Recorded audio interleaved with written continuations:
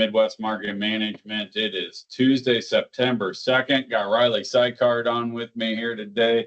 Riley, we're putting the finishing touches on this corn crop. I know I started turning in silage appraisals here this week, so things are getting close here in the Midwest. I would anticipate to see some harvest cutting corn here in the next couple of weeks.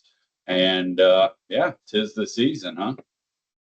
Yeah, especially as much of people have talked about diseases, the rust and tar spot, especially here locally in central Iowa, certain varieties and, do you do fungicide, do you not? The guys that didn't, there's stuff that's weeks ahead of other corn. And I would say there's going to be corn coming out of the field here already in the next 2 weeks, which is not normal around here. Normally we're not starting until beginning to mid-October. Yeah, and that's could be a bit of a concern because I was just talking to Dad about that this morning, and when it doesn't finish right, then it doesn't dry down right, all kinds of options. Yeah, the big issue that could come with that is test weight. Yeah. There is the potential out there. There's going to be some sub 50 pound, for sure, sub 56 pound corn, which anybody that's had that knows it's not very fun.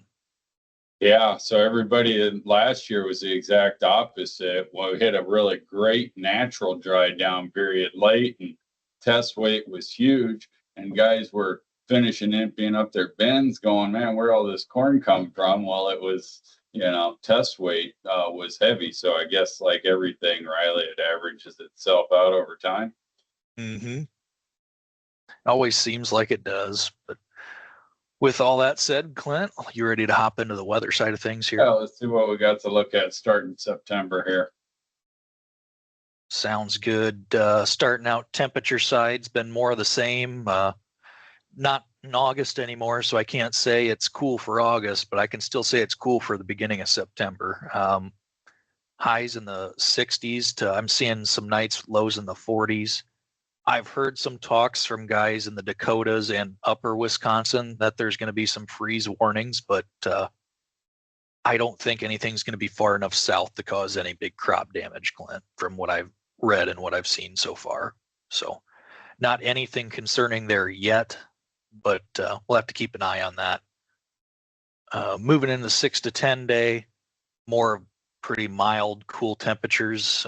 Not going to spend a lot of time here. It's about the same as the 1 to 5. So looking at the last 2 weeks of rainfall down south, there was some pretty heavy rains that we already know about.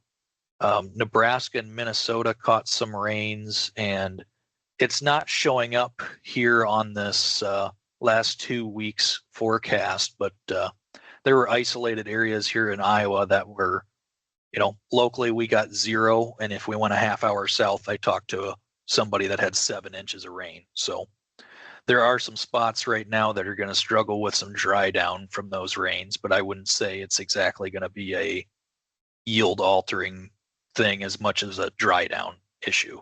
So and moving into the 1 to 5 day here, not a whole lot of rain in the forecast. Eastern belt has some spotty chances, and Minnesota and Wisconsin looks to have the best chance, and so does Michigan.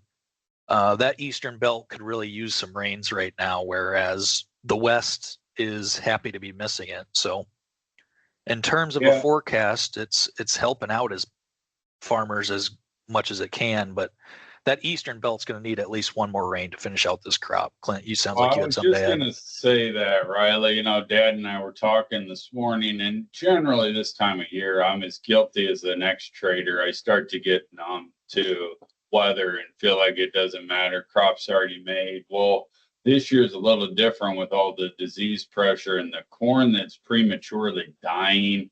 And you really want that corn to live and keep going, and some water would, really, really aid in that. I'm no agronomist, but it's September 2nd, and we don't want the corn to start dying. And I think rain across the entire Midwest, particularly the Eastern belt, would save a lot of bushels. A lot of the 188 that we're talking about, that, a lot of that I think is at risk now. And, we could use some rain, and what I'm seeing here isn't super promising. No, and going off of your point there, Clint, I think the difference is too for those areas and the crops that are starting to fail is they need rain now. Once you hit that second half of September, it's going to be too late. I mean, it's this next week to 10 days is pretty critical, and the 1 to 5 doesn't show a whole lot, but moving into 6 to 10, there are some more chances, especially looking towards Kansas, and the Eastern Belt is showing some more color there. 6 to 10, we'll have to see how this stuff all pulls through. But by the end of this, you're looking at the 11th of September, and if this is delayed or put on, or the rains don't come through, I'd say after the 6 to 10, it's going to be too late. So for right now, there is rain in the forecast, and it looks like it could help out the crop. But we'll have to. Well, and we always say, Riley, that we do this from a national yield perspective, and I don't have a way to pinpoint it, but I promise you, we are losing bushels. I don't know from where, but we are definitely losing bushels. Yeah, I think it's, not trying to be a speculator, but it's pretty safe to say that 188 number will not be achieved at this point. Particularly if test weights are down. Yeah. So moving in 1 to 13, where we put it all together, there is some more color there in that Eastern Belt. And once again, that's where they need it the most. That Ohio, Indiana, northern half of Indiana, and then the southern half of Illinois. Drought monitor map from last week showed that. And on Thursday, we'll see a better look at how the color looks on all that. But those areas planted really late. Now they're dry when they need the rain the most. So it'll be very interesting to see how yields come out of that Eastern Belt, Clint, for corn and beans. But in terms of looking west, Dakotas, Nebraska, western half of Iowa, stuff's starting to dry down.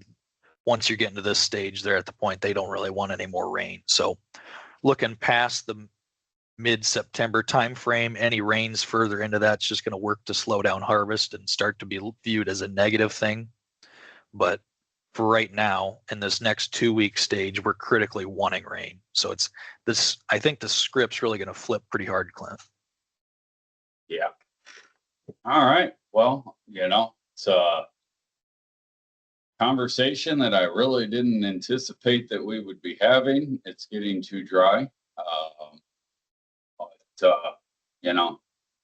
It's just another marketing year, Riley, and they're never easy. So, 1 minute we're talking 17 billion bushel crop. Now we're talking, could we be, low 16s? Oh my gosh, 15. Where are we at? So we're going to find out here sooner than later, because once the green and red paint starts stripping this thing down, we're gonna find out real quick where we sit. Yes, we are. In terms of the national weather, I think, Clint, you and I are both agreement that yields getting trimmed right now on the U.S. standpoint.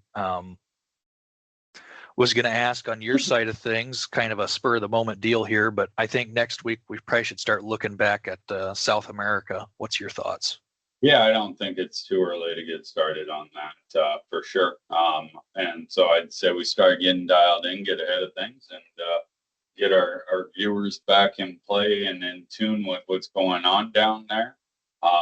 Might be able to do a little research and get some more insights, as to what the producer's looking to do as well in terms of planning and acres and any shiftage due to the current economy and the current trade war, aspects of life. And there's just a lot of moving components out there right now, and it's just not all plant everything we can, I think.